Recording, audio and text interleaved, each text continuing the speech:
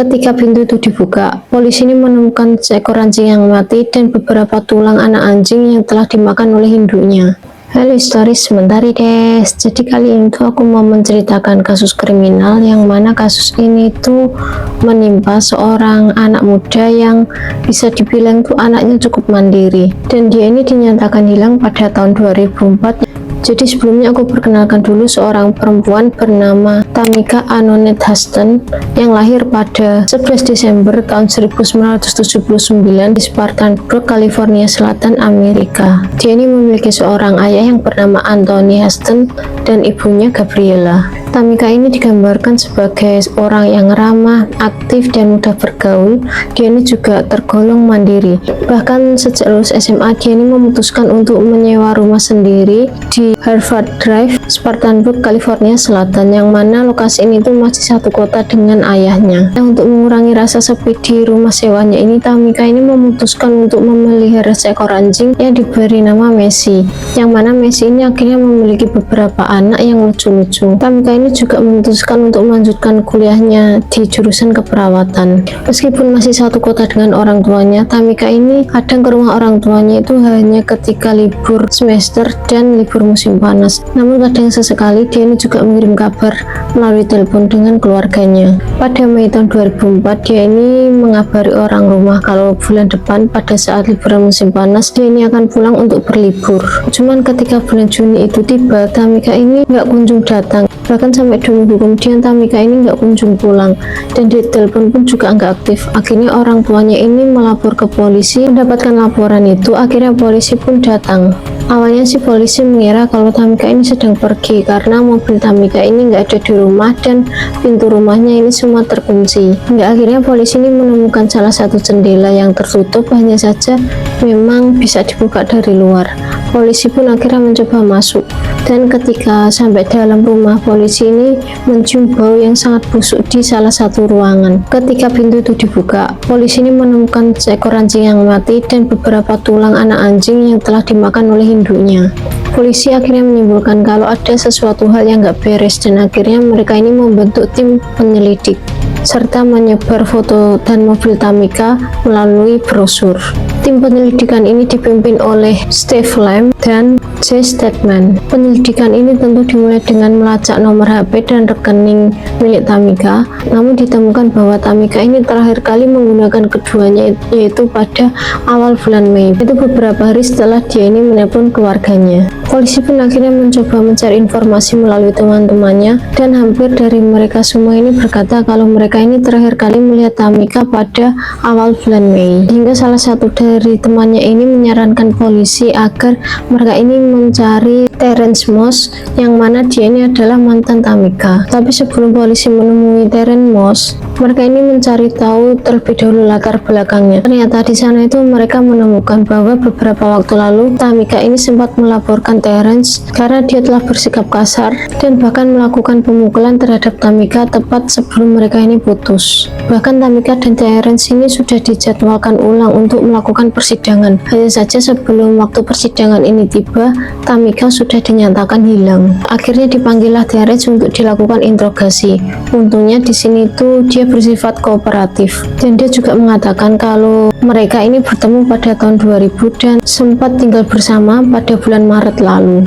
Sebelum akhirnya ini mereka terlibat pertengkaran yang hebat, dan tanpa sengaja Terence ini memukul Tamika. Namun setelah interogasi ini dilakukan, Terence dilepaskan oleh polisi karena mereka masih tidak menemukan bukti atas keterlibatan Terence dalam hilangnya Tamika. Hingga akhirnya pada tanggal 20 Juni tahun 2004 ada seseorang yang menelpon ke kantor polisi setelah dia melihat brosur mobil Tamika. Dia ini mengabarkan kalau dia melihat mobil yang sangat mirip dengan milik Tamika di Barksdale Apartment Complex. Cuma dia nggak yakin apakah itu beneran mobil Tamika atau enggak. Hingga akhirnya polisi pun datang ke lokasi untuk melakukan pengecekan. Setelah dilakukan pemeriksaan secara menyeluruh, ternyata polisi ini tidak menemukan tanda-tanda perkelahian ataupun darah yang ada di mobil tersebut.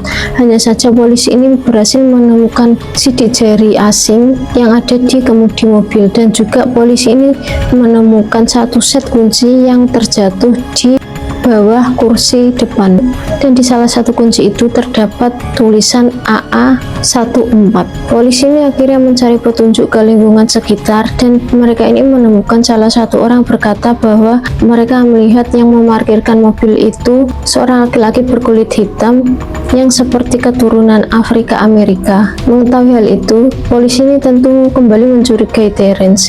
Hanya saja sidik jari yang ditemukan itu bukanlah milik Terence, dan kunci set yang jatuh itu juga dicocokkan dengan rumah sewaan Tamika. Hanya saja tidak ada satupun kunci tersebut yang cocok. Hingga akhirnya polisi ini mencoba mencari informasi ke tukang-tukang kunci yang berhasil mereka temui di sekitar sana.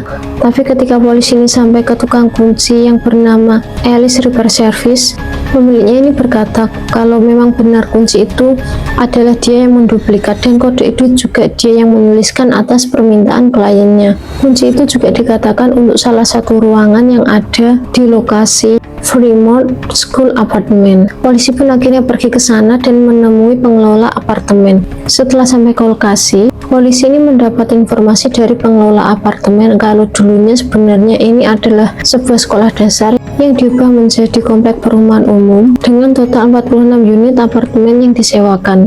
Polisi juga mendapatkan izin untuk mencoba satu persatu atas kunci-kunci tersebut di setiap pintu apartemen, dan ternyata kunci itu cocok dengan salah satu ruangan yang ada di basement. Tapi dikatakan kalau apartemen itu kosong beberapa bulan terakhir dan belum ada yang menyewa lagi karena sering kebanjiran. Namun pengelola apartemen ini memberikan daftar-daftar orang yang pernah menyewa di ruangan tersebut. Daftar itu oleh polisi kemudian disebar kepada keluarga Tamika dan sahabatnya yang mungkin saja mereka ini mengenal dari salah satunya.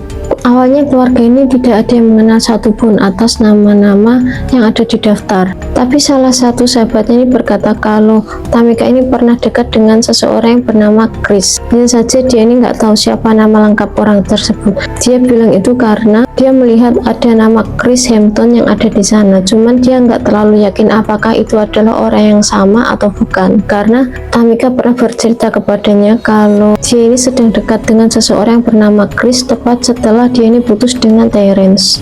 Setelah diselidiki latar belakangnya, ternyata Christopher ini sedang dihukum atas pelanggaran lalu lintas, dan dia ini direncanakan bebas pada bulan Juli tahun 2004. Sebenarnya pada bulan Mei lalu dia ini baru dibebaskan dari penjara. Setelah pada bulan Mei tahun 2000 dia ini melakukan perampokan di bank dan dihukum selama 4 tahun. Hingga akhirnya polisi ini kemudian melakukan interogasi di lapas. Christopher ini mengatakan kalau memang dia ini mengenal Tamika beberapa waktu lalu ketika dia ini akan menghadiri event maraton sepeda, dan setelah itu mereka ini tidak bertemu lagi.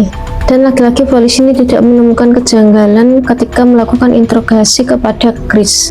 Tapi polisi ini berhasil mengambil sidik jari milik Chris dan mencocokkannya dengan sidik jari yang ada di kemudi mobil Tamika. Dan ternyata hasilnya ini nggak cocok. Dan lagi-lagi penyelidikan ini mengalami kebuntuan. Hingga suatu hari datanglah seorang perempuan ke kantor polisi. Dia ini adalah mantan istrinya Christopher Hampton. Dia ini tahu kalau beberapa bulan lalu Christopher ini sempat dekat dengan Tamika. Dia ini juga bilang kalau sebelum Christopher dipenjara, dia ini sempat menitipkan dompetnya kepadanya dan akan mengambilnya lagi ketika dia sudah bebas. Awalnya nggak ada yang aneh dari dompet-dompet itu, hingga akhirnya dia ini menemukan foto kedua anaknya, dan ketika dilihat secara baik-baik, di foto itu seperti ada noda hitam, dan setelah diidentifikasi oleh polisi, ternyata itu adalah noda darah. Polisi pun segera meminta sampel DNA milik orang tua Tamika, dan ketika dicocokkan, hasilnya menandakan kalau bahwa darah itu adalah benar milik Tamika. Hingga akhirnya pada Juli tahun 2005, polisi ini mendapatkan izin untuk melakukan penggeledahan di apartemen Fremont School yang pernah ditempati oleh Chris. Di sana mereka ini menemukan banyak bercak darah yang ada di kamar mandi dan juga di salah satu ruang tamu. Setelah dicocokkan, ternyata darah itu adalah 100% milik Tamika. Chris pun akhirnya nggak bisa mengelak dari tuduhan-tuduhan yang diarahkan kepadanya.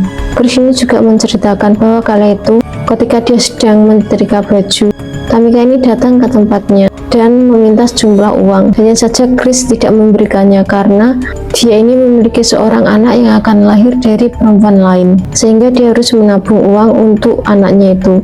Namun kemudian Tamika ini mengejek bagaimana bisa orang yang belum ada di dunia lebih penting daripada Tamika yang pasangannya.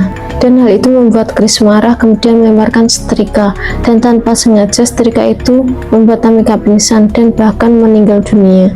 Dalam keadaan panik, Chris ini akhirnya meminjam mobil temannya dan membawa Tamika pergi ke hutan yang terletak di Tiger River Drive dan menguburkannya di sana, yang mana kuburannya itu diberi 2 kayu besar yang membentuk sebuah salib.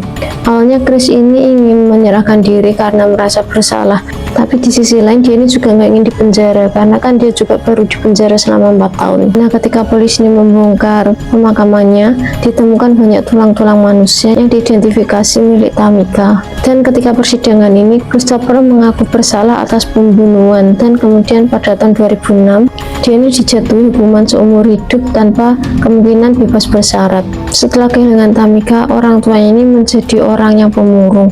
Bahkan teman-teman mereka ini juga menggambarkan kalau mereka berdua ini seperti tidak ada semangat untuk hidup. Hingga akhirnya pada tahun 2017 mereka ini ditemukan meninggal dunia dengan luka tusuk, yang mana istrinya ini dibunuh, kemudian si suami melakukan bunuh diri. Ini aja sih yang bisa aku ceritakan kali ini. Mungkin kedepannya aku bisa ngasih cerita yang lebih panjang. Dan kalau kalian punya cerita horor, jangan lupa kirim ke email aku. Jangan lupa klik subscribe, dan terima kasih.